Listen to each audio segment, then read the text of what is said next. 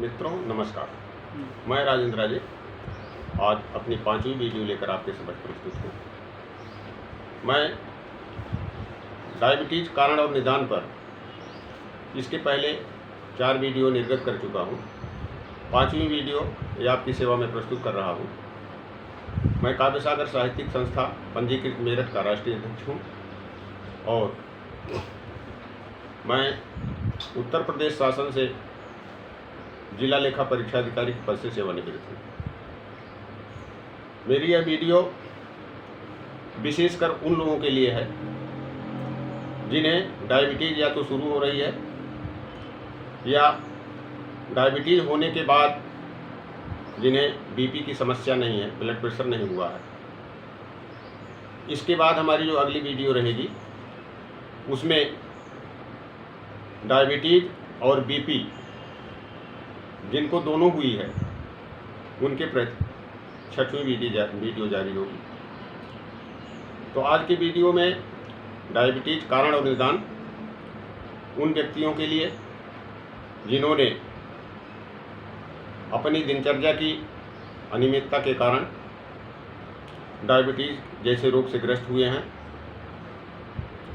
सर्वप्रथम इसके विषय में यह बताना चाहूँगा कि विश्व में आज कुल लगभग 46 करोड़ लोग डायबिटीज़ से पीड़ित हैं, जिसमें कुल 8 करोड़ अपने देश भारत में डायबिटिक हैं, जो विश्व की जनसंख्या के लगभग 1/6 पूरी की पूरी संख्या बनती है। आज की इस वीडियो में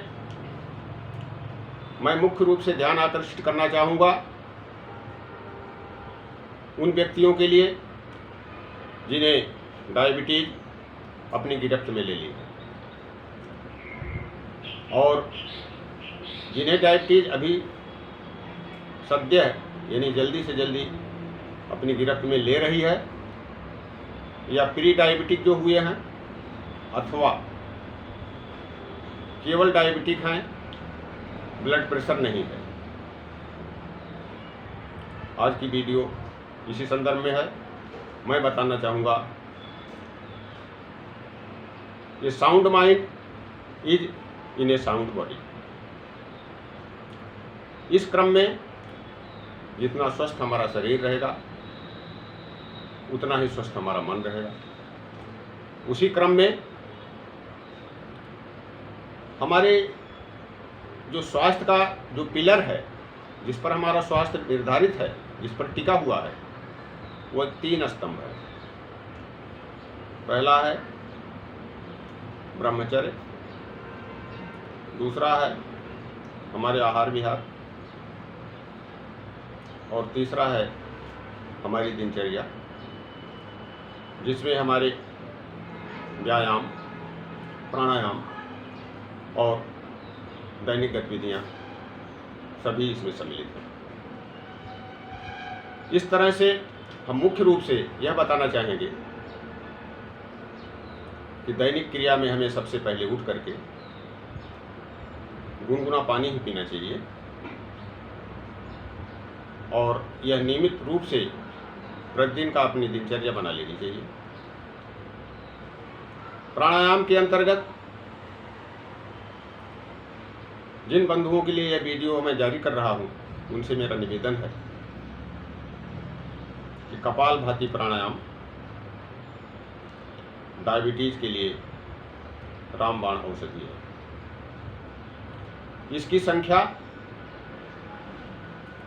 सबसे पहले तो इसका समय जो है 15 मिनट या 10 मिनट से शुरू करके यदि हम आधे घंटे तक ले जाएं तो निस्संदेह रूप से मेरा यह एक आपसे दावा है, एक अपील है कि डायबिटीज मुक्त वह सभी लोग हो जाएंगे जो इस प्रकार के अनुसरण करेंगे।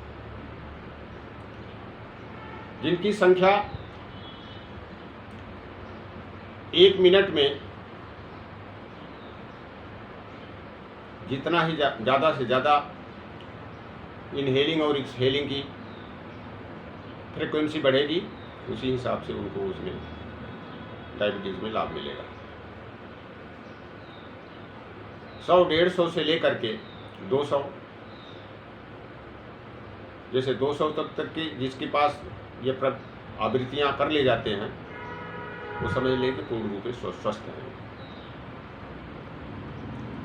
लेकिन जिन बंधुओं को बीपी है उनसे मेरा आग्रह है, निवेदन है, वो अपनी इस तरह से दिनचर्या में फ्रीक्वेंसी को ना बढ़ाएं,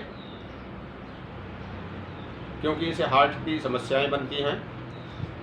ज़्यादा तेज़ी से हार्ट बीट करेगी, बीपी बढ़ेगी। तो मेरा अनुरोध है कि जिन्हें केवल डायबिटीज है और बीपी नहीं है, वही ही लोग इस क्रिया को अंजाम देंगे। फ्रीक्वेंसी जितनी अधिक होगी लाभ उतना अधिक होगा। दूसरी बात, जो दूसरा पिलर मैंने बताया वो हमारे स्वास्थ्य के लिए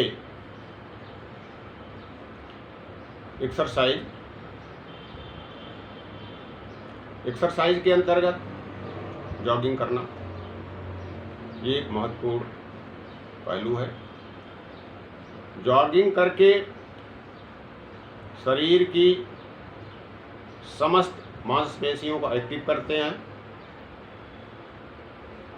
जितने भी ऊतक हैं सब संचालित हो जाते हैं, बॉडी वार्म अप होती है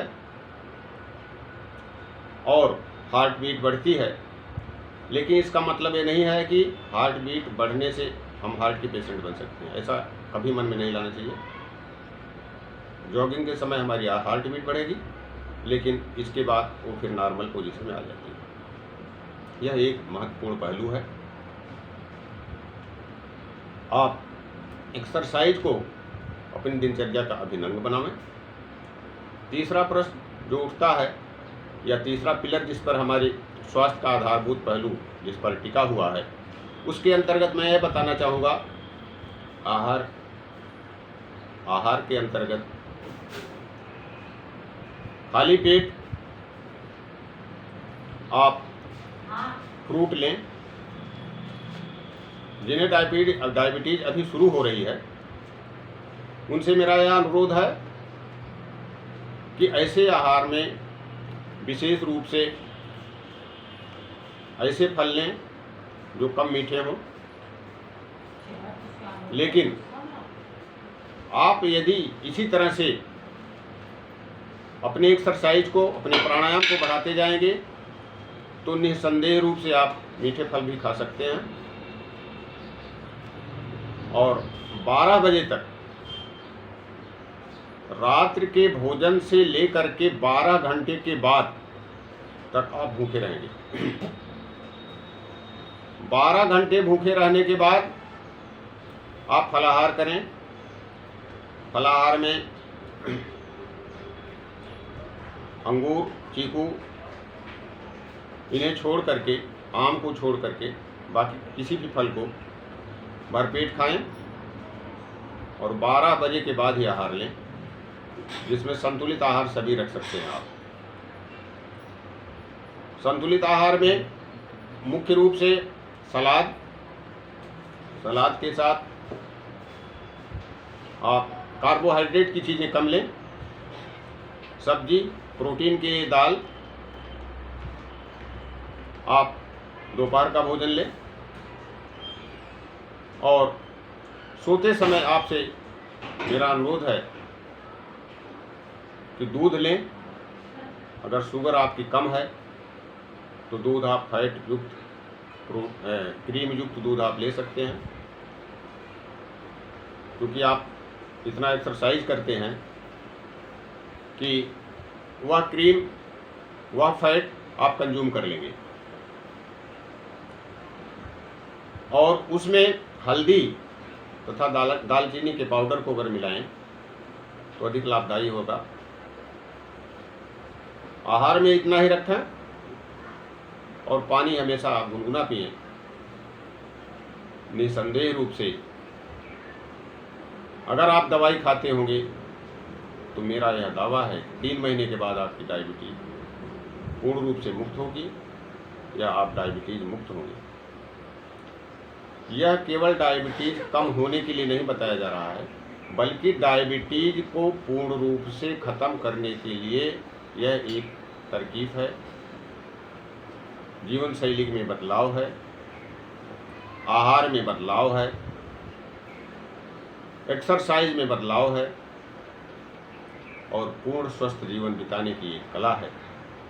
मित्रों, आज मैं इन्हीं शब्दों के साथ अपने उन बंधुओं को जो प्री डायबिटिक हैं अथवा डायबिटीज़ के आगोश में अभी अभी आए हुए हैं अथवा डायबिटीज़ पुरानी है लेकिन उनको ब्लड प्रेशर नहीं है, उनसे मेरा अनुरोध है कि आप इन बताए हुए बिंदुओं पर अगर अनुसरण करेंगे